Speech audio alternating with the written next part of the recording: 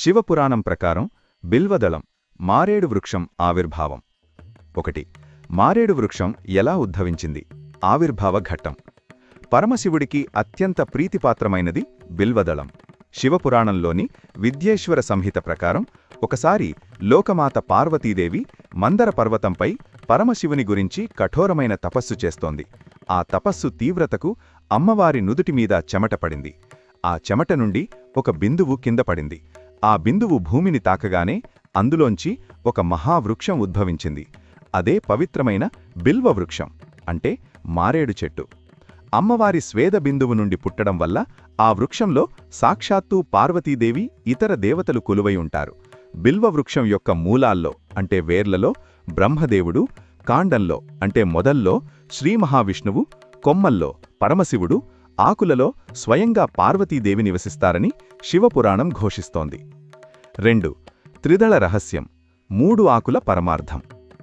ఈ 3 ఆకులు సృష్టిలోని గొప్ప తత్వాలకు ప్రతీకలు. ఇవి శివుని యొక్క 3 కళ్లకు అంటే సూర్య, చంద్ర, అగ్ని నేత్రాలకు ప్రతీక. మనిషిలోని 3 గుణాలకు అంటే సత్వ, రజో, తమో గుణాలకు ప్రతీక. పరమశివుని ఆయుధమైన త్రిశూలానికి ప్రతీక. అందుకే త్రిదళం త్రిగుణాకారం త్రినేత్రం చ త్రయాయుధం అని శాస్త్రాలు చెబుతున్నాయి. 3 ఆకులు ఉన్న ఒక్క బిల్వదళాన్ని శివునికి సమర్పిస్తే 3 జన్మల పాపాలు పూర్తిగా నశించిపోతాయి. 3. శివపురాణంలో చెప్పిన వేటగాడి కథ అంటే బిల్వదళ మహిమ. బిల్వదళానికి ఉన్న శక్తిని తెలియజేయడానికి శివపురాణం ఒక అద్భుతమైన కథను వివరించింది. పూర్వం గురుద్రుహుడు అనే ఒక క్రూరమైన బోయవాడు అంటే వేటగాడు ఉండేవాడు. ఒకరోజు వాడు వేటకి అడవికి వెళ్లాడు. ఆ రోజు మహాశివరాత్రి. కాని ఆ విషయం వాడికి తెలియదు. పగలంతా తిరిగినా ఒక్క జంతువు కూడా దొరకలేదు. ఆకలి దప్పులతో ఉన్న ఆ బోయవాడు చీకటి పడగానే క్రూర జంతువుల నుండి ప్రాణాలు కాపాడుకోవడానికి ఒక చెరువుగట్టున ఉన్న చెట్టెక్కి కూర్చున్నాడు. ఆ చెట్టు కింద ఎప్పటిదో ఒక పురాతనమైన శివలింగం ఉంది. రాత్రంతా నిద్ర రాకుండా ఉండడం కోసం, కింద ఏమైనా జంతువులు వస్తున్నాయేమో అని చూడ్డం కోసం ఆ చెట్టు ఆకులను తుంపి కింద పడేయసాగాడు. వాడు ఎక్కిన చెట్టు మారేడు చెట్టు.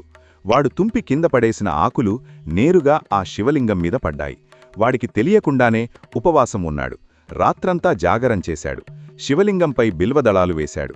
తెల్లవారేసరికి వాడిలోని క్రూరత్వం మొత్తం నశించిపోయింది. స్వయంగా పరమశివుడు వాడికి ప్రత్యక్షమయ్యాడు. భక్తి లేకుండా అజ్ఞానంతో ఒక మారేడు దళం శివలింగం మీద వేసిన ఆ క్రూరమైన బోయవాడికే కైలాస ప్రాప్తి అంటే మోక్షం దక్కితే భక్తి శ్రద్ధలతో, నియమనిష్టలతో ఓం నమఃశివాయ అంటూ ఒక్క బిల్వదళం సమర్పించే భక్తులకు ఇంకెంత పుణ్యం దక్కుతుందో అర్థం చేసుకోవచ్చు. 4. సమర్పించే విధానం, నియమాలు. శివపురాణం ప్రకారం బిల్వదళాన్ని సమర్పించేటప్పుడు ఖచ్చితమైన నియమాలు పాటించాలి. ఎలా వెయ్యాలి? మారేడు దళాన్ని శివలింగం మీద ఎప్పుడూ బోర్లించి వెయ్యాలి. అంటే ఆకు యొక్క నునుపు భాగం శివలింగాన్ని తాకుతూ ఉండాలి. ఈనెల భాగం అంటే గరుకుగా ఉండే వైపు పైకి కనిపించాలి. ఎలా ఉండాలి?